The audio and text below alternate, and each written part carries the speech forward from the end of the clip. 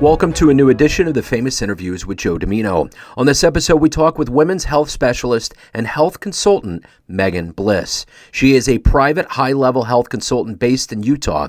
She works with stay-at-home moms, athletes, as well as busy professional working moms like herself. As an integrative medicine practitioner and board-certified family nurse practitioner, Megan brings nearly 20 years of experience working in the health industry virtually to those that need it. Megan's passion is not only helping women stuck in hormonal chaos, but also helping health-conscious people take their health to the next level. She wants her clients to have a deeper understanding of their body and its unique individual needs. Enjoy this interview. Well, hey, it's Joe Dimino. Thank you for taking a minute out today. I appreciate it. Thanks for having me.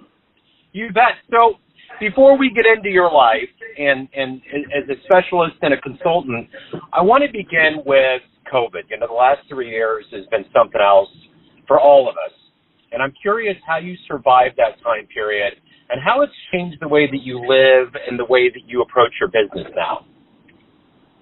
Yeah, so I feel like for me, it really opened my eyes to how much healthcare we can do virtually, and we don't have to necessarily travel to a specialist or travel to get some sort of care that we're needing. So really, as far as my business and me personally, the way I treat the women that I work with, it's really opened my eyes to just the beauty of being able to do things virtually. So that's been a really cool thing.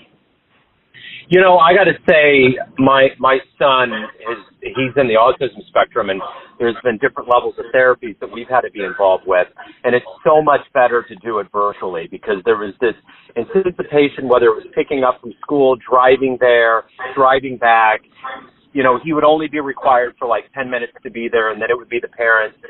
So, I mean, that's a hyper example of it, but I think that's a part of this process of things can be accomplished without having to go through great lengths to physically be there. Yeah, and I think it benefits not only the patients but the provider too. You know, and you're not having to take time off work in order to go to an appointment, and the travel time, all that. So it's definitely a beautiful thing. For sure. So let's get a really good handle and boil down exactly who you are and what you do. I'm going to put you in front of a bunch of third graders at a career day. One of the kids looks up and says, "What do you do for a living?" How do you answer them?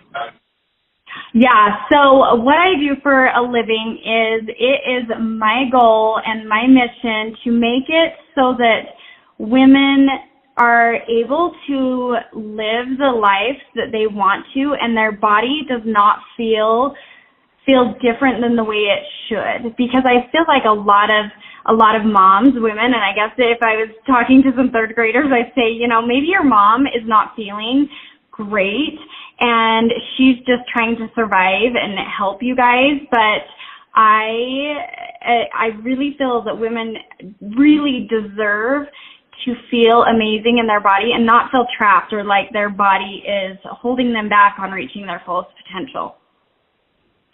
So when you were in the third grade, what was your dream growing up? What did you want to be?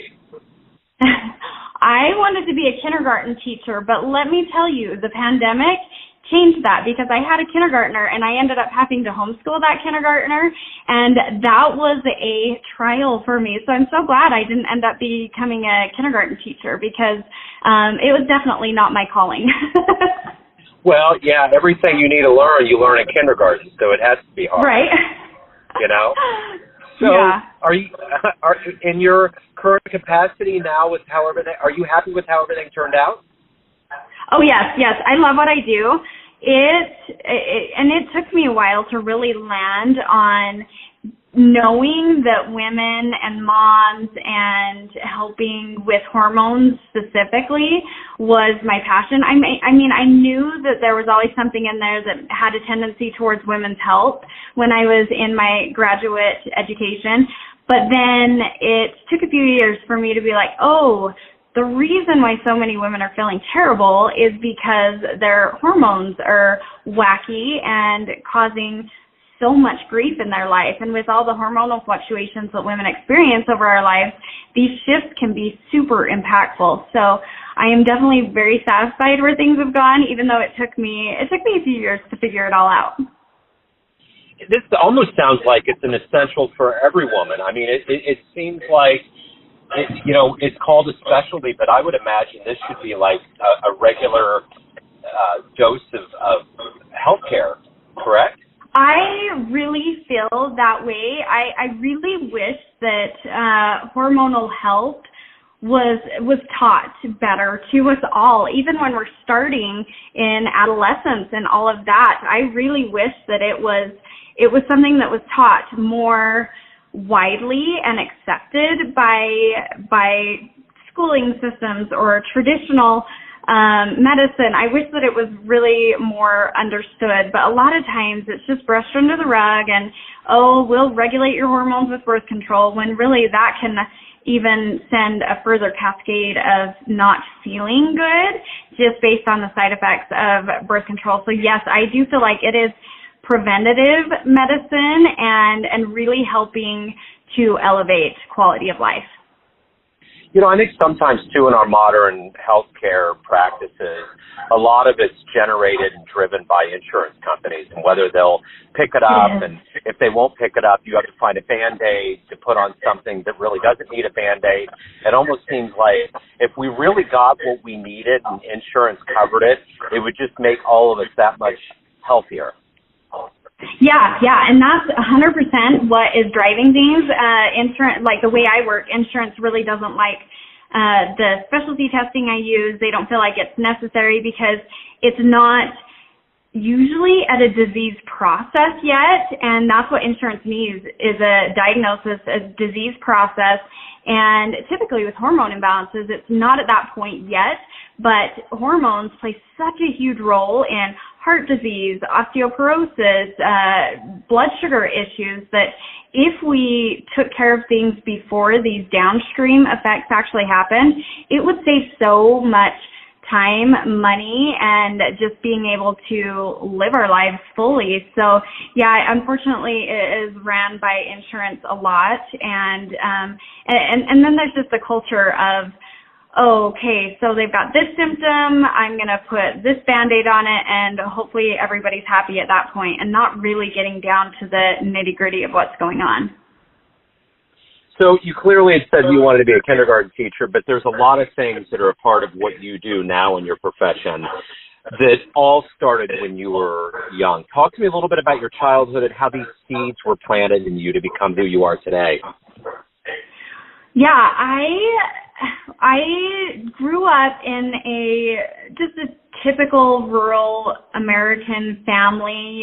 We were on a budget. We were very active in the outdoors. We lived on a small farm, and so I was very active growing up, and we grew a lot of our own food. And so I definitely saw that lifestyle as far as not defaulting to fast foods and all of that. So I do feel like that's where a lot of the seeds were planted. But then, yes, going back to being a kindergarten teacher, education is huge for me, and teaching the why behind every process that I deal with is very important to me. And because then I feel like it makes it more impactful to make these changes and worth it in the long run. Who have been consistently in your life like a role model or a hero for you? Yeah, I would say that is probably my grandmother, my paternal grandmother. She has been a pillar of not just physical health in my something that I look up to, but also just general all around mental health, emotional health. She's just been one of the key people that I turn to for advice. And I kind of when I'm struggling with something, I think about basically me walking into a boardroom with a round table of people who are contributing in my life and who I respect their opinions. And she is always at the head of that boardroom table, and her opinion has always mattered so much for me. And she has struggled. She was a young mother of 6 kids, and she was diagnosed with a severe form of rheumatoid arthritis when she was young, and she she was bedridden for quite a while, and my dad, who was the oldest of her children, had to step up and help with a lot of the household tasks. And but she was able to pull herself out of that, and she has gone on to live a very long and fulfilling life, and she's not dependent on medications. She definitely is a big proponent of lifestyle and being active and eating good and being strong and healthy, and she's just a wonderful human. So if you can meet anybody alive on the planet right now and spend some time with them, who would it be? That is a great question. Anybody alive on the planet right now? Let's see here. I would say I really respect Dr. Mark Hyman, who is kind of a pioneer in the whole functional medicine realm, and I think it would be so fun to be able to sit down with him and just pick his brain on all things functional, more holistic medicine. I think that would be super fun. So it's probably not one that is super popular, but that's probably who I'd like to meet with. Yeah, no, that's great. No, that's a great answer. So, every day we wake up, we have motivators, things that get us out of bed, and we have things that we want to do. What's the motivator for you? What really drives you and makes you see who you are? I really think we are all motivated very differently. I'm actually currently reading a book, and The Four Tendencies is what it's called, and it's all about how we form habits. And it's very interesting to learn about the different things that pull us, that drive us. And some people need that external motivation, or to be able to do things for other people. And then there's other tendencies who are more internally motivated or rewards-based motivation. So it's been really fun to get that author's perspective on that. And I do feel like I am one of those that is more leaning towards I've got to do this for somebody else because I'm not going to do it for myself. So my family, my kids and my husband are definitely at the top of the list of I want to be the best person that I can be for them to help them. So when you get to the end of your day and look back at the day, how do you quantify a good day? I like to be very objective and real. I honestly, I'm not one that ever gets bored. I could fill my calendar with projects and tasks and appointments and so many things. So I really don't feel like I could ever get bored, but I definitely do focus on those high priorities. And if I have met my 3 top priorities for the day, then I am happy. And I always want to make sure I'm filling my tank physically, mentally, spiritually, emotionally, all of those things. I want to make sure I am giving some TLC every single day. So that's how I quantify my day, is making sure that I'm prioritizing each of those areas. So let's say you have a dream tonight. You run into the younger version of yourself, say in your 20s, and you could give that version of you a piece of advice based on the wisdom you've gained in your life. What would you tell your younger version? In my 20s, I did not feel good, which is one of the reasons why I do what I do now, is because I was trapped in that vortex that many women are trapped in, where they feel exhausted or they're struggling physically, and they're like, oh my goodness, I am 20 years old. Why do I feel like I'm 80 years old? And that was definitely how I was. And I was going to grad school. My husband was in schooling. We had small children, and we were just struggling through life. And if I could have a crystal ball and just tell her that everything will get better, you're still going to struggle, but you're going to feel better and things will work out. It might not work out the way you think it's going to work out, but it's going to work out and it's going to be just fine. Just keep going the course and doing what you're doing, and just give her some reassurance. That's what I do. So at this point in your life, when you look back at everything you've done, what are you the proudest of? I would say being a mom. I love being a mom, and it is something that pregnancy is a struggle for me. I don't feel good while I'm pregnant, so I'm proud of myself that I made it through pregnancies and then decided to sign up and do it 2 more times. So I had a total of 3 pregnancies that were very difficult, but I'm very proud of myself for getting through those pregnancies and becoming a mom and just trying to be a better human each and every day for my kids. So what's been one of the best client responses, fan letters, so to speak, you've ever gotten? Some of my favorites are going to be, there's one in particular that she felt that she could not go on. She said if I would have had to have waited another year to work on my hormones and my health, I don't know that I would have made it. She was in such a struggle mentally because physically she felt so terrible. So she said, I don't feel like I could have gone on, but working through improving her hormone health and improving her mental health, all of that, she said that it has saved her marriage, it saved her relationship with her kids, and just made her feel so optimistic about life. And I've just been so proud of her and how far she's come. And this is a woman that I started working with about 1.5 years ago, and we were able to accomplish a lot in 6 months, and she made some significant improvements. And so I really feel like those responses that I get, that it's improved the relationships in their lives and just improved their desire to continue and not just endure life. Those are the ones that hit me the most. Since you're an expert in your field and you see a lot of common things a lot, what's one of the most common misperceptions that maybe women would have that would need your help, that maybe they aren't seeing? What would your advice be? What would you recommend so that they seek you and seek help out? I would think that that's the mental health aspects that go along with hormone imbalances.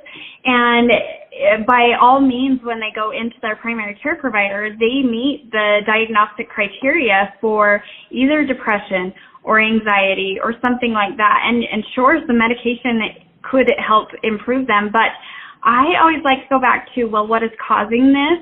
And so many mental health issues in women they're just amplified when there's hormone imbalances on top of maybe their already genetic propensities, and really bringing their hormones into balance and making sure that they have a healthy lifestyle. It can actually improve their mental health so much that they are not as reliant on consistent medications. So I feel like that's a big misconception, is that if you are having mental health struggles, that you have to go on medication, even though that there's a good percentage of the population of women who it just doesn't sit right with them, and they don't feel like they're necessarily depressed. They're just overwhelmed with life, and they're stuck in this toilet bowl that is almost overflowing, and so they really just want to fix the issue and not necessarily be medicated. So, Megan, everyone out there has a perception of you, your family, your friends, your clients, but ultimately you live your life. What's your perception of you? Who do you think you are? I think I'm a good example. I know that there's a lot of medical providers who they might tell their patients and clients that they work with to go home and diet and exercise or whatever, and I do really try to practice what I preach and be a good example for those women that I'm helping, as well as just my family in general. I want to be the best example for a balanced lifestyle and not going completely overboard on exercise and nutrition and all of that, but definitely having balance in my life. So I would say I'm a good example. So if anyone out there wants to learn more about you, your services, hire you, anything revolving around your world, where's the best place for them to go? Yeah, my website is meganbliss.com, and I've got a lot of resources on there. I do have a free hormone symptom checklist at checkhormones.com, and then I am on all the major social media platforms, TikTok, Instagram. I'm trying to build up my YouTube and LinkedIn and Twitter, all of those things. So, and those are Megan Bliss NP are my handles on all of those. You know, a lot of musicians change their name to stage names like Bob Dylan and Tony Bennett and all of that. I would imagine that your name is the perfect stage name for what you do. I think my last name is a wonderful last name, and it really does personify just what I want out of life and what I want for the people that I work with. It's a great thing. Absolutely it is. Megan, hey, thank you for opening up. Thanks for your time. Good luck with everything. Have a great 2023. Thank you so much, Joe. Appreciate it. Thanks for tuning in to another famous interview with Joe Dimino, where we cover the world of art, literature, business, spirituality, music, and more from around the globe. If you want to hear more interviews, visit the Famous Interviews with Joe Dimino channel on YouTube. You can also find us on Spotify and Apple Podcasts. Thanks again for listening, and until next time.